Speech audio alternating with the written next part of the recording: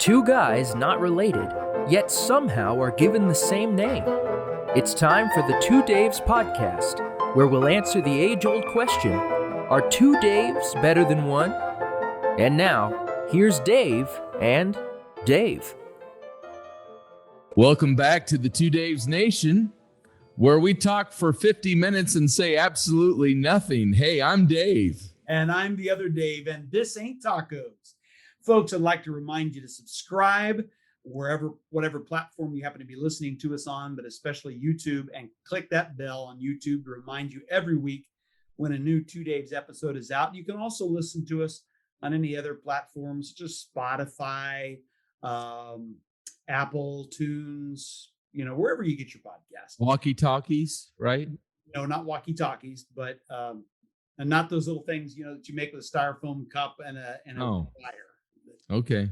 All right, Dave. Yes. It's time for the Two fact of the day. Yes. And this week's sponsor is Emma Dean's Earwax Candle Kit. Oh, man. Create a candle as unique as yourself. Mm-hmm. Comes with an earwax extraction kit. So when your friends come over to your house and they say, "What is that smell?" Yeah. You can proudly say, "That's my natural earwax."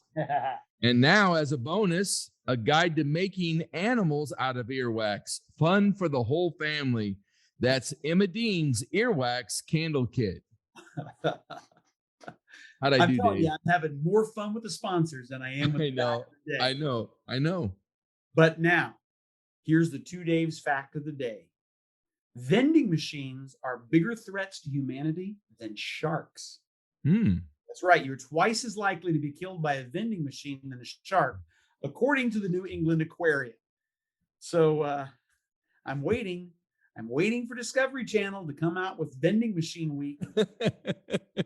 No, Dave, that sounds a little suspicious to me. New England Aquarium says that vending machines are bigger threats to humanity than sharks. That sounds to me like somebody who's trying to give sharks a better name than what they have. I think so. Yeah, I've never seen a beach closed down because of a rogue vending machine. I've never even seen a break room shut down because of a rogue vending machine. It's kind of like Chick-fil-A. They have a masterful marketing program. They do. Are being, it's the cows that are saying, yes, yeah, that's right. That's great, isn't it? Yeah. Well, Dave, let this just be a lesson to you. Make sure when you are getting something at that next vending machine, you stand 6 feet away from it. Oh, that's right. Social distance from that vending machine. That's correct. Yeah.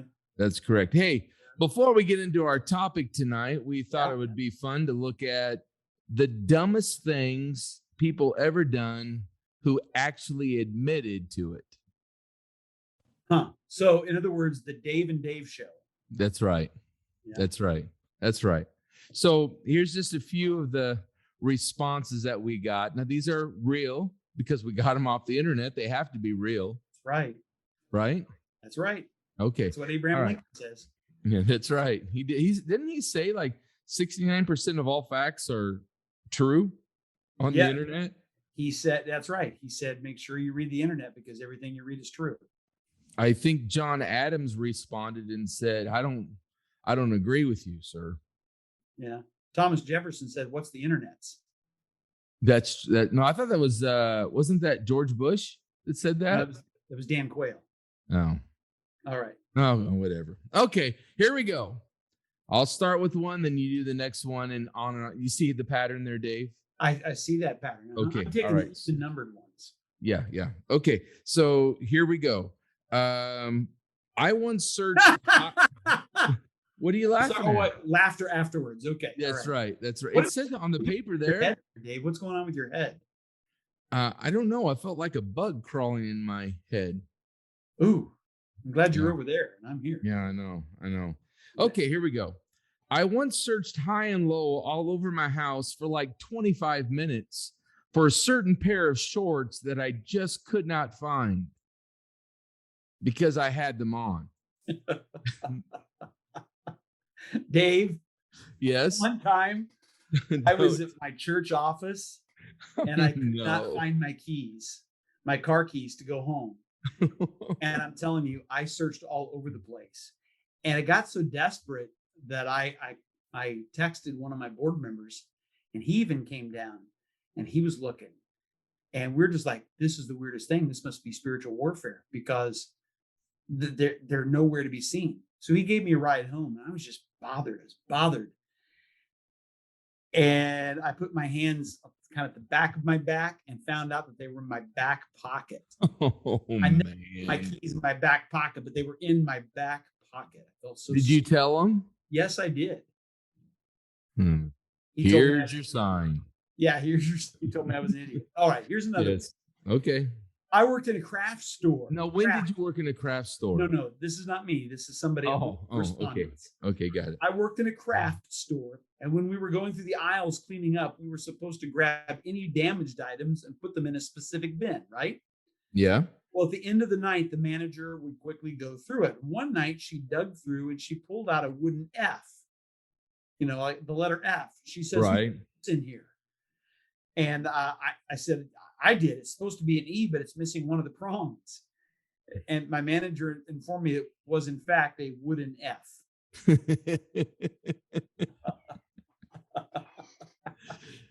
I can see that happening at Hobby Lobby, or Walmart. Yeah, Walmart's. It happened. Okay, this is one. Somebody said I took the bus home. It was a 45-minute ride. And when I got home, I thought my car was stolen for a second until I realized I had, in fact, driven to work that day. The sad thing is that I've done this more than once. Can I tell a story about my mom? Yes. Sorry, Mom, but I got to tell this. When I was a kid, she worked at our mental hospital in town, and she'd drive home. And in the wintertime, she wouldn't want to just, start her car in the cold wintertime, drive it the few blocks home, and then shut it off. She'd run, and she'd come in for a while and kind of work on supper a little bit, then go out and shut it off after it warmed up for about a half hour. Well, one particular night, she forgot about it. And when she went out to work the next morning, she realized she didn't have her keys, and she couldn't find her keys. And she thought maybe she left them in the car. And she went out, the car was still running. It had run all night long. Oh. Yeah. That's terrible. Yeah. I've just been joined by a guest. Your dummy? No. Oh, you're a kitty cat. Yeah. Onyx, meet our podcasting audience, all three of them. Kitty, kitty, kitty. You see him? No. Does he look weird? Okay. Yeah. Yeah. Go ahead, weirdo. It's your turn. All right. Well, one guy says, I took a quick break at work and I went to get a soda. Well, my brain went on autopilot. You know what that's like. Yeah. Oh, yeah. So he says, I drove home. I walked in, took off my work shirt, plopped on the couch, turned on the TV, and I wondered where my wife was because she usually got home before I got off work. That's when I looked up at the clock and realized I still had 3 hours left on my shift. I love it. That sounds like something I would do. Now, can I tell a story, Dave? Yeah. Okay. My dad was sharing a story. I'd never heard this before. He worked at a factory, and it was just a half a block from where he lived. Now, except this one was, this is before they moved closer. So anyway, he's working in the factory, and the older guys play a trick on my dad. They got the time set differently. And so it was noon, and they actually, or 1 o'clock, maybe, I don't know. And they got him to believe that it was quitting time. So, it was noon, and it was only, I'm getting the story messed up. I think it was only 10 o'clock in the morning. And so, mom usually picked him up, and mom wasn't there. It was 10 o'clock and it wasn't noon. And so he finally calls mom up and says, where you at? I'm ready to come home. And so mom came and said, what are you doing? And she goes, it's only 10 o'clock. And he says, what? He had already checked out for 2 hours, and he had to go back in and tell his boss what he had done, and they just laughed like crazy when he came back in. So I'm glad he had a boss. Man. That was cool with that. Here's a good one, because I can relate to this. I dropped my phone the other day, Dave, and cracked it. Uh-oh. That's not this is what thing. No, this is what this person said. I once tried to take a screenshot of a crack on my phone screen. Wait, can't you do that? Does that not work? You can't do that. Oh, that's funny. One guy says, I was at the zoo buying a fountain pop when the staff didn't give me a straw. I asked for one, but he said that they don't give out straws due to the free roaming animals on the zoo ground. I said, what am I doing at a zoo that has free roaming animals on the ground? No, that isn't what I said. I said, how am I supposed to drink this? So without breaking eye contact, he took the drink back, removed the plastic lid, and handed it back to me. I love that zoo worker. I love it. Oh yeah, that's quick response right there. Well, something tells me that maybe he'd done that before. I think so. Yeah. I think so. Here's one. I once spent almost an hour searching my house for my phone. While on the phone with my mom, she heard me getting frustrated and throwing things around. So she asked what was wrong. And I replied, I can't find my phone anywhere. I've been looking for it the whole time, and I've been talking to you on my, oh, crud. I love it. Oh, one more. I once put a cup of water in the microwave, but the cup was too tall. So I poured some water out of it and tried to put the cup back in, thinking it would fit. Do you love it? That is good. That is good. Now I have to share something that happened to me just tonight, and this happened. Getting ready for this. Okay. I walk out. I had to park on Main Street tonight, so I had to go up there. And my wife works just a half a block down from where I was parked. And out was a guy who I thought was her boss. Oh, no. And I'm waving at him, and he finally waves at me, and I go, "Hey, what you up to tonight?" Oh, and he's like, "Oh, working." And I go, "What you working on?" "Oh, just stuff around here." I said, "How's the family?"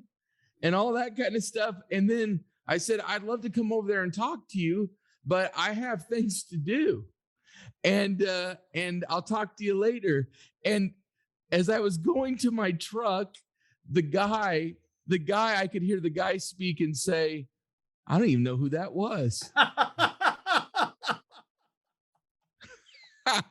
I told my wife that. She's like, "Oh boy." I'm glad you didn't go over there and talk to him. That would have been even more embarrassing. Oh man, I know. Well, you know what? I don't even think he was white, to tell you the truth. Oh, wow. That's so funny.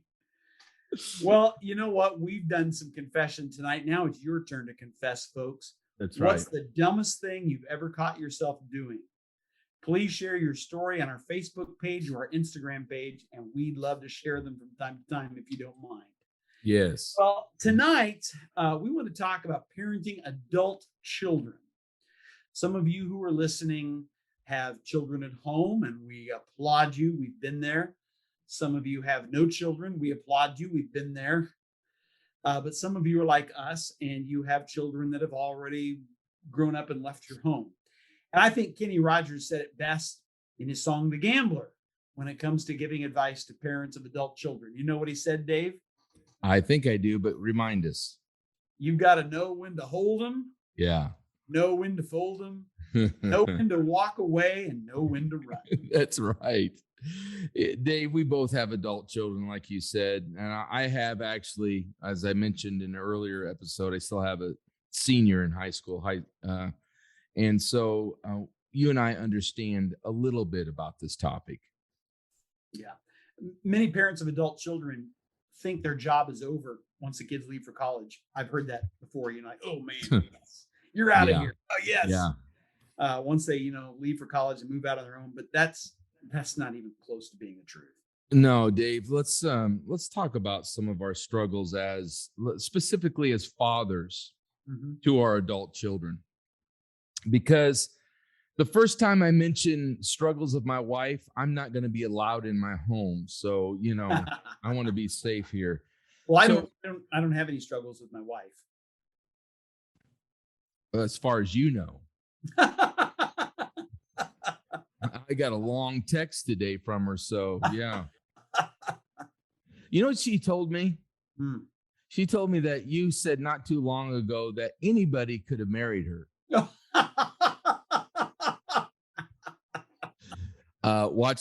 Listen to the episode before if you can. Last week, yeah. Okay. So, first of all, you and I, down. No, you won't. First of all, we don't struggle loving our kids, even when they make decisions that we don't agree with. That's right. Or struggle with. That's right. We were there ourselves. Mm-hmm. Right. So I think one of my struggles, Dave, is when they're really hurting and going through things. And I know I just need to be there, but not say much. I can pray for them. Sometimes my struggle is trusting God in the process and plans that he has for my children. Mm-hmm. Am I the only one there? No, I have a feeling that there are a lot of us there. So, I always, and I know you do, you want to be there for them, but I don't give advice if I'm not asked for it. I've really tried to live by that, but I always pray and love them unconditionally, even if sometimes they, how can I say this, tick me off at times. Yeah. What about you, Dave? Yeah. Oh yeah. That too. And they don't tick me off that much, just to tell you the truth. My girls never cease to make me proud. But yeah, I mean, obviously they're each unique individuals. They always have been. And even though I see a lot of me and their mother in all three of them, they've made choices. They've said things. They've done things that I don't necessarily agree with. But yeah, I mean, you have to let them be the individual that God made them to be. Yeah. So would you say, what are maybe your struggles? Any? I don't have any specific. Yeah, I think probably. Well, okay. Yes, I have a lot of things. First of all, to my three daughters who are listening, you know that I love you, and you probably are already aware of some of these things that I'm going to say.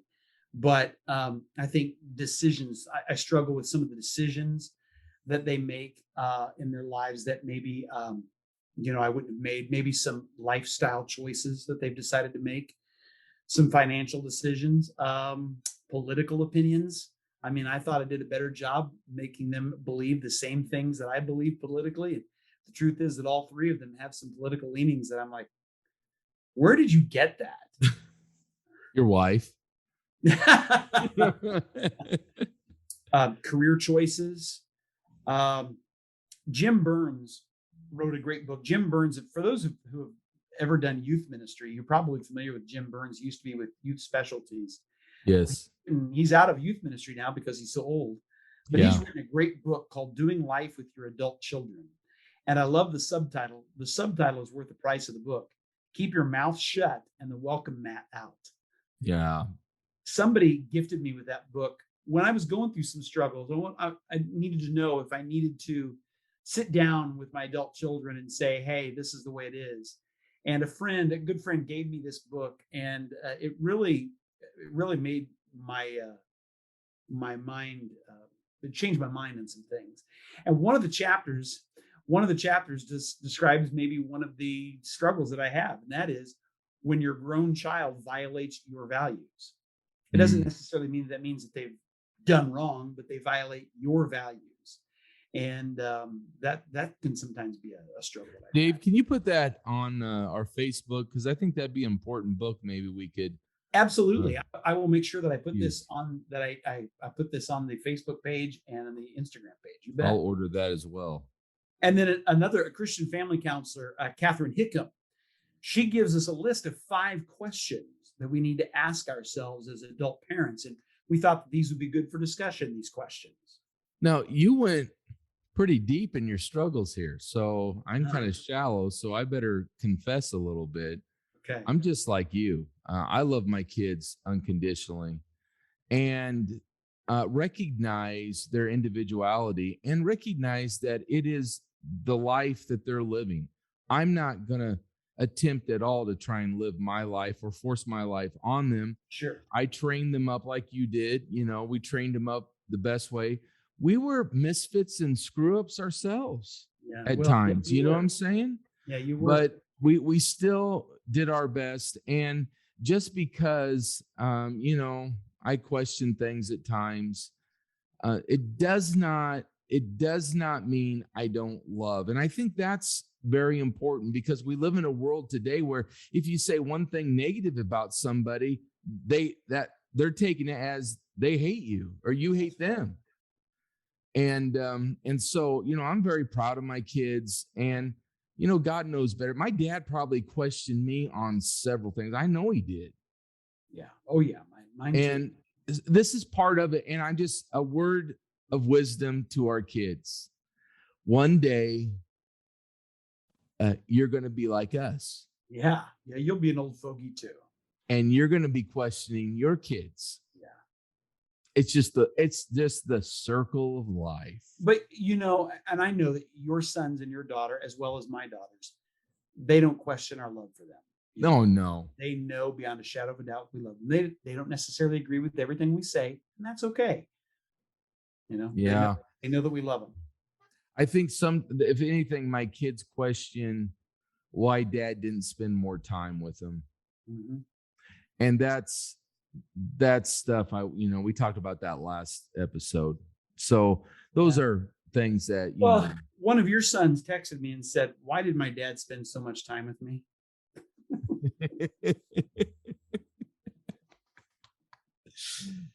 Oh, Dave. I won't say which one. Dave. All right. Should we get one of your daughters sent me a text the other day as well. I mean, if you're going to bring all this stuff in the air, I'm going to say it. The one daughter says, I don't even know if, I don't even know if I want to admit that he's my dad. So, Well, that's nothing unusual. She tells me that all the time. That's true. That's true. I told her though to confess that to you. Yeah. To make her feel better. Let's get to these questions, shall we? Here's some questions. These are questions, again, that we need to ask ourselves as adult parents when dealing with our kids. Number one, and this is from, again, Christian family counselor Catherine Hickam, okay? Do you still tell them what to do? Now, Dave, this is kind of interesting, because at this point in your child's life, it's really disrespectful to talk to them like you did when they were little. Yeah. Yeah. Do you remember us having a discussion once where when they're little, we parented them. Mm-hmm. We were their parents so that when they got old, we could become their friends. Yeah. We could be friends. You know what I'm saying? Yep. Some people, they get that messed up and they can never become parents. Yeah. So they're adults now. And when you forget that, you send the relationship back to a place that will really hurt the trust which needs to exist between you and your children. Yeah, I think if we tell our adult children what to do, I think it shows that we have some control issues ourselves. Yeah. And the truth is, I don't want to run my kids' lives. I have enough problems trying to run my own life. So yeah, we need to stay away from trying to tell them what to do. My middle child, Clay, he's struggling and trying to find out what to do. I don't ever want to discourage him. He's young. Mm-hmm. Go for it, man. Go figure out. You don't have to live life like I did. And I went right into ministry and on and on. It doesn't matter. Just go find something. And that's what I'm praying for, that he'll find that. I don't know if this is off topic or not. I don't think it is. I think we put the pressure of children finding their life direction. I think we put that pressure on them way too young. I do too. The truth is that if you would ask any college administration, most students who enter a college as freshmen with a declared major, that major will be changed before they graduate. 2, 3, or 4 times is what I've been told. Because they don't know, by the age of 17, they're supposed to know what they want to do for the rest of their lives. Well, they may think they do, but when reality hits, Yeah, things change, and I don't think that we should. I don't think that we should be hard on them for trying to make those decisions. It's a rough time. Yeah, it Let is. let them take the time to figure it out. Yeah, and I want to be an encouragement, and I trust God. I dedicated them to the Lord. My wife and I did. You did as well. Your kids. I'm trusting God in this. God knows what they need. Yeah. Oh, we had one daughter that went to college, and after the first semester, she came back at Christmas time and she says, I don't think this is what I'm supposed to be doing. She said, so let me go back and finish out this next year while I try and figure out what God wants me to do. And I said, why would you want to do that? Why would you want to pay all that money to Yeah, go another semester of school when you know it's not what you're supposed to be doing? Just go ahead and stay home. yeah, Don't go back the second semester. And she was so relieved when I told her that. yeah. Yeah. Well, let's face it. These kids that our good, our children are good kids, and they don't want to be a disappointment. But we should never come off at the point of where your decision is going to disappoint us. That's You right. know, I Exactly. just, and the temptation of us dads, I think, is to say at times, well, I didn't raise him that way. I Yeah. probably said that before. I didn't raise you that way. Yeah. No, okay, Well, their mother that's did. really helping.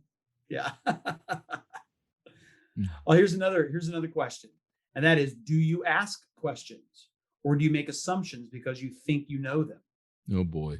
Yeah, ask them questions. Too often parents of adult children look at their kids through a filter of who their children were when they were growing up.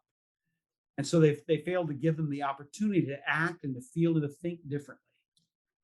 Yeah. That term, we put God in a box, Yeah, which is impossible. right. We try to. But if we don't watch it, we can put our kids in a box. Yeah, sure. And it limits. We're limiting them. Yeah. Shouldn't be like that. Well, the third one is, oh boy, this is a tough one. Do you say I told you so? Mm. This is one that carries over into our relationship with our spouse as I was well. going to say, people say I told you so to people other than just their kids. Yeah. Yeah, yeah. I think parents get scared when their children make mistakes, and often will warn them of certain dangers. Mhm. Uh, but when a parent seizes that moment to remind their adult children, "I told you so," all you're doing is building a wall, and it's not helping at all. They're not going Um, to come to you with anything anymore. no, Do that. Yeah. no, and I don't want that. One of the best gifts that we can give them is to really just put duct tape over our mouths and pray for them, and let them come to you instead of you forcing your way through the door into their life. Shouldn't do that. Exactly. Like the subtitle of Jim Burns's book, "Keep Your Mouth Shut and the Welcome Mat Out." That's right. And I'm just apologizing to my kids now as I'm going through all this. Yeah. I don't Sure. believe I've done a lot of this. I'm sure you haven't either, but the temptation to do it is there. Yeah. Sure it is. Oh, absolutely, it's there. Yeah. Well, here's another question: do your expectations get in the way of your child's dreams? Because Mm. too often adult children, they're not going to share their dreams with their parents because they don't want to contend with their parents' opinions and their parents' disappointments. So listen for hints that your adult kids may be dropping because they may be testing the waters to see if they can trust you with their ideas and their hopes and their dreams. Yeah, don't be a dream squelcher. That's right. That's right. I mean, maybe you weren't risky as a person, and I'm saying not risque, I'm saying risky. You didn't want to Risky. take those risks. It Hmm. doesn't mean that they can't, Yeah, or hey, if you're gonna fail miserably so that you can learn from that. that's right. Yep. We did. Hmm. So then the last one would be, do you model healthy behavior for them?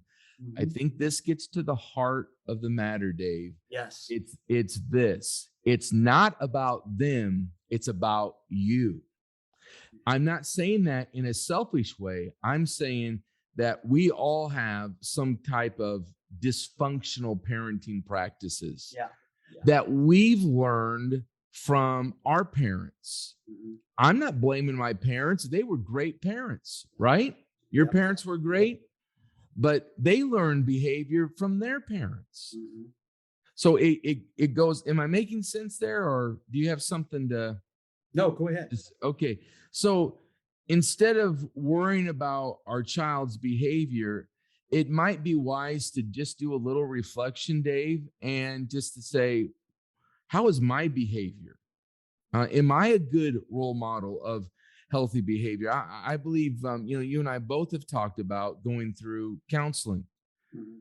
Very difficult to go through, not easy. If counseling's easy for you, you're not taking it seriously. That's right. So I went through that. You went through that because I was tired of being the person I didn't want to be. Yeah. And if I continued, I could have done some real damage. I probably did some damage to my kids. Well, when your kids are small, sometimes they don't seem to appreciate the spiritual maturity that you may try to bring into their lives. Yeah. Later on, they'll appreciate that. And I want to give you an example. One time, and I wish I could remember what my daughter was doing, but this was my youngest daughter, Hannah. She was in the back seat, and she was young enough that she didn't have a clue why I could know what she was doing. But I could see it, and I told her, "Don't do that anymore." And she said, "How did you know I was doing that?" Well, I wanted to let her know that no matter where she was, that I'm in a relationship with God and God cares. And so I said, God talks to your dad. God talks to me. He tells me. So everything was really quiet as I was driving along, everything was really quiet. And all of a sudden I heard her pray. She always started out her prayers the same way. "Thank you, Jesus, for this day." And this is what she said. "Thank you, Jesus, for this day. Please don't talk to my daddy anymore." She did not appreciate that spiritual aspect, but I'll tell you what, now that she's a young lady, I know that she appreciates the fact that God talks to her dad. Yeah. And she values that very much. Well, a lot of children did not have in their upbringing a mom or dad that could relate to God. Yeah, that's very true. So, for all of the mess ups that we did, we attempted, and I believe we did it, to recognize this relationship that we have with God and try to emulate that for our kids. Yeah. When I went up to the altar, we had Sunday night services, Oh, sure. Go up the altar. I loved it when my 4-year-old, 5-year-old, 6-year-olds would come on up with me and loved it. Oh, man. And pray with me. Yeah. It's good. And they probably weren't, I don't know, Jesus, I need that toy, whatever. Yeah. But they were there with dad. They may not have even been praying, but just the fact that they were there, I think. Yeah. I agree. Catherine Hickman goes on to say, did you have something else to say, Dave? No, Sorry. No. She goes on to say, you're extremely important to your adult children. So don't underestimate the power of your influence. They need you just as much as they did when they were little, but they need you differently now. Yeah, it's true. If you're willing to grow alongside them, you increase the possibilities of enjoying a meaningful, loving, and respectful relationship for years to come. And, those were good questions that we discussed together. But I want us to talk about another issue, and that has to do with enabling our adult children, enabling them, and the toxic danger of being part of that. That's the key, the toxic danger of enabling our kids. Do you see that happening today? A lot of enablement? Oh, absolutely. And you're going to find that Jim Burns talks about that too in his book. Yes. So we've used this lady before, Dr. Laura Friedrich, in a couple of our episodes. I don't know if you remember that, Dave, but she's a licensed psychologist, Christian, who works with families, and said this about enabling our adult children in life. She said this: enablement happens when a parent and child get stuck in a cycle that keeps both dependent on the other in a way that doesn't allow for the adult child to make mistakes and grow. So part of the reason this may happen is because the parent doesn't want their children to grow up and leave them in the dust, so to speak. She goes on to say, sometimes parents enable without being aware of it when they are afraid of having a child separate into a full-fledged adult. When that separation is too painful, parents will take unhelpful steps to keep the child close, even if it impedes the child's personal growth. Yeah. And Dr. Friedrich gives an example. And this is she speaks hypothetically here, not hypothetically, excuse me, but allegorically. Yeah. Writing your child's cover letter for them every time your child gets anxious keeps them needing you. In other words, every time you step in, every time your child fails, every time Yeah. your child has a difficulty, you step in, even without being asked, and kind of take over the situation. And it may Yeah. feel good when they continue to need you, but it stops that child from stepping out on their own, and it teaches them that they'll only accomplish their goals with your help. No, So, okay, so let me stop there for a second, Dave, okay, and let me ask you this question. Isn't it a natural response to protect your kids? absolutely, and that doesn't change when your kid's 50 And years old. right. So, so I think that this is something that's in the human nature of a parent. Absolutely, it's not a bad thing at all. No. But it can become a bad thing. Yeah, because what you're doing, instead of learning how to become a functioning independent adult, your kid is gaining a sense of entitlement and learned helplessness and lack of respect. And I think that we've seen a generation of people come up like that, and our nation is in trouble as a result of that. We're in trouble if the family unit doesn't change. That's right.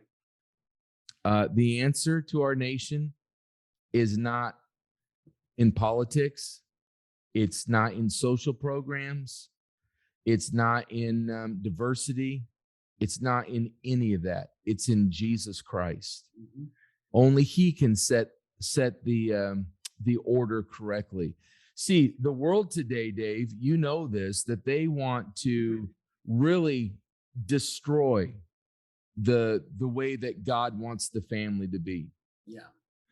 It's happened with one man and one woman, and I'm not afraid to talk about this. That's not hate speech. That is just the truth from God's word. Yeah. Secondly, feminism has taken over to where women don't need men. Mm-hmm. Male dominance has taken over to the point of where women work for men. It's not good, which has caused so much chaos in the family that the children now are disillusioned by what family is. And now they run the family instead of the mom and dad running the family. Mm-hmm. No one's there to take care. The wife's not there to help serve the husband, and the husband's not there to look over and serve the wife. Mm-hmm. So there's, the article goes on to say, they will expect the same enabling treatment from other people in their lives and only engage in relationships where they can be selfish and the center of attention. And Dave, that's what you said. Yeah, that's what's happened to our nation. And here are some signs that you're enabling your grown child, because rather than regret that maybe we've done that, let's see how maybe we can change it. So here's some signs, and I'll give the first one. Let's kind of alternate here. Okay. When you make any and all decisions for your adult child, Yeah. any and all decisions for your adult child, you're enabling them. Your child depends on you to make decisions for and with them about everything. And Dr. Henry says it's one thing to offer advice, but if your adult child relies on you to decide about jobs, friends, romantic partners, or whatever, they're codependent in an unhealthy way. And that's very true. We just recently went something through that with our oldest son, and God was so good in working stuff out. It was just so great, and I see that. I'm so glad I'm not making the decision, because guess what? I'm gonna have to be the one that that stands for that decision when it's gone wrong. Yeah. I don't want that pressure. That's right. Yeah. Secondly, your adult child doesn't respect you. Mm-hmm. They don't demonstrate respect for you or observe any boundaries you set. If you say, don't call me after 10 p.m., or I won't allow you to live with me any longer, and they continue to do these things, you could be enabling this behavior. That's what Dr. Henry says that's what a lot of parents have said. Mm-hmm. So true. Another sign that you may be enabling your child is when your adult child can't accept no, the word no. If they have an extremely negative and visceral reaction when you say no to their request, Dr. Henry says that this is a sign you're enabling negative behavior. That begins at an early age. Sure it does. Go to the store. I know some parents that their kids will cry and throw a temper tantrum, and they'll get them whatever they want. You're not helping that kid.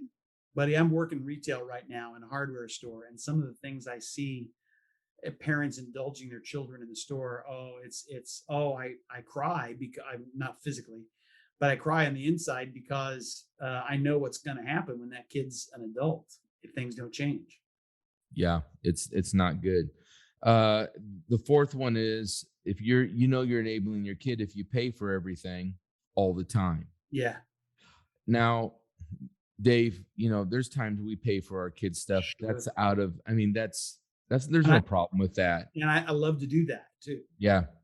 But Dr. Henry's saying if your grown child lives with you and doesn't chip in toward household expenses or you pay all their bills, you're establishing a bad habit. Yeah. Yeah, absolutely. They have to learn how to make it on their own. And that's a tough one, especially when you see them struggling. Man, you just want to jump in there and pay all their bills. And sometimes, first of all, you can't do that financially on your own, but also it's not a good idea, because they're just going to continue to get worse and worse. Yeah. Yeah. I know. That's a temptation. Well, another one. What? That's a temptation. It is. It really is. Mm-hmm. Another one, number 5, when you baby your adult child. You shouldn't have to teach your adult child things that they should already know how to do, such as laundry. Yeah. Well, it's cute when a 1-year-old or a baby is sucking their thumb. It's not cute when a 20-year-old is sucking their thumb. That's right. It's great to be able to bottle feed your kid, but when you have to part the whiskers to stick it in, something's wrong. Yeah. I always thought it. Now never mind. I won't go there, but never mind. I'm not going there. Okay. All right. Let's go number 6. Sometimes you got to know when to hold them, know when to fold them, right? Yep. The last one here that Dr. Henry gives us when dealing with if you're enabling your child is you feel overwhelmed, taken advantage of, and burnt out by your children. It's harmful to the parent because it can infringe on their time, which can deal with the relationship between man and wife. It can cause havoc on their pocketbooks, energy, freedom.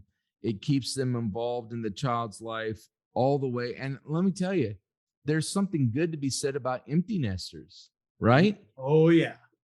Yeah. I'm enjoying it right now. Yeah, I'm sure you are.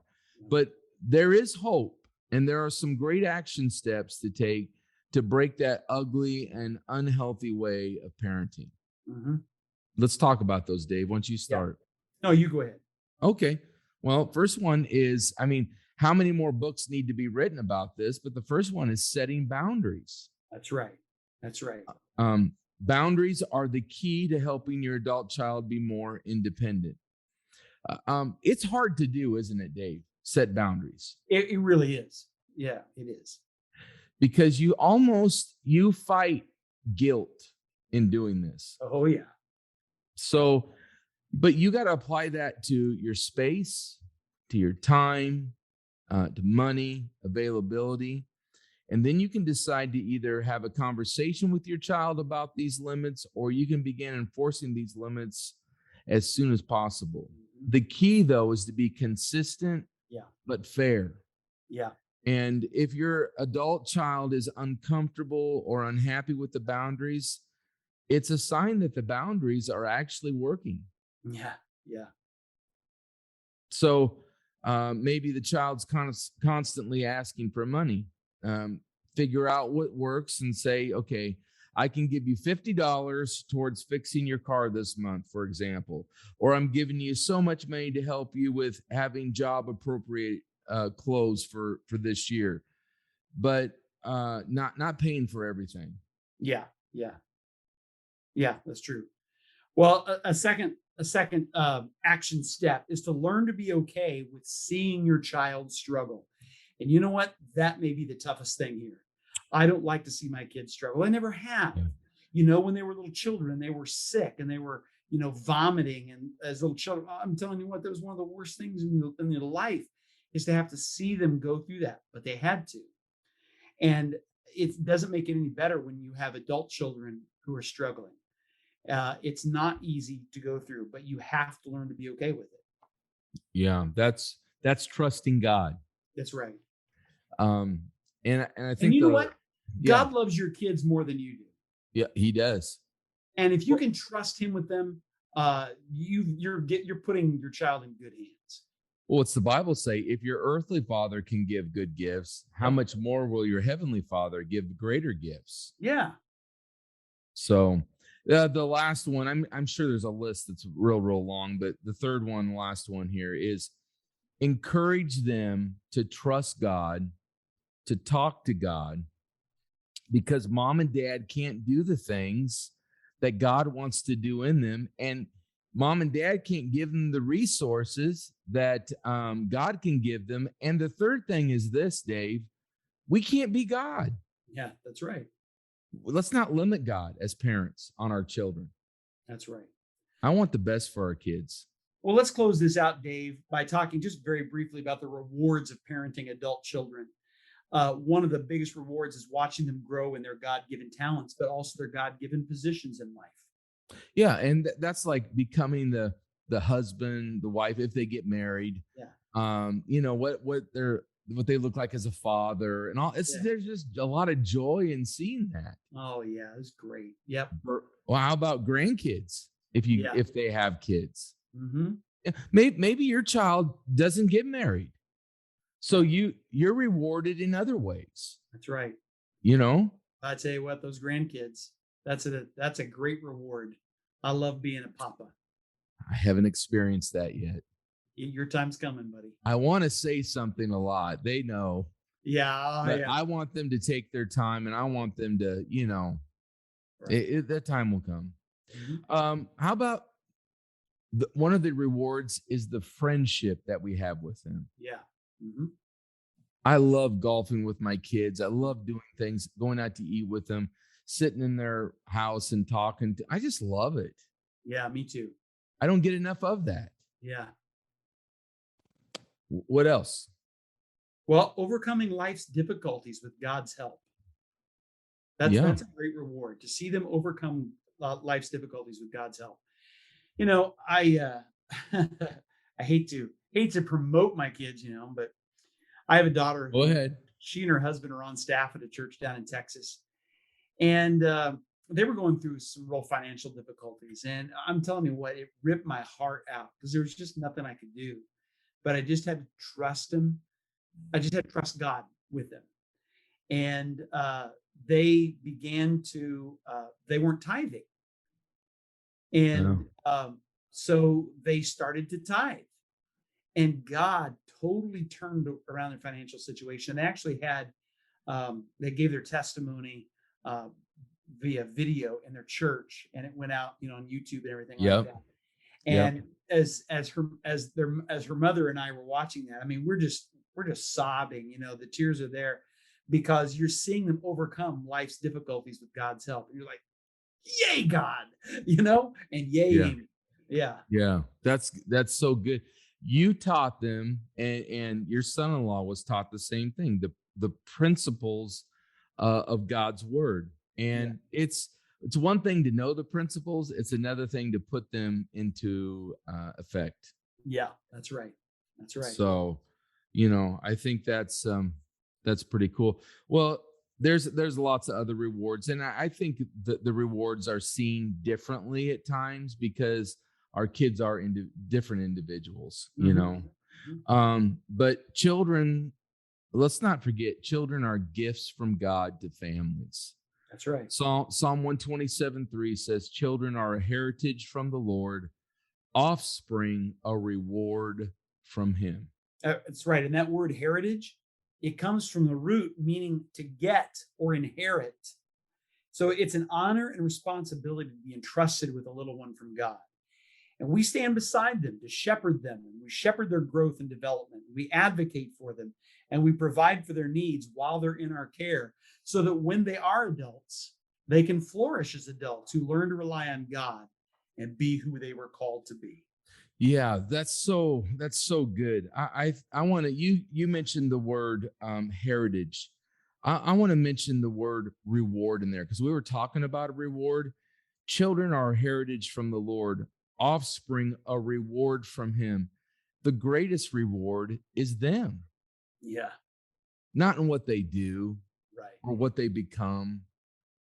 Their greatest reward is them, first of all, knowing God. But that's the greatest reward. They're the most precious commodity that we have. That's good. I mean, over time, it's able to spend time with them.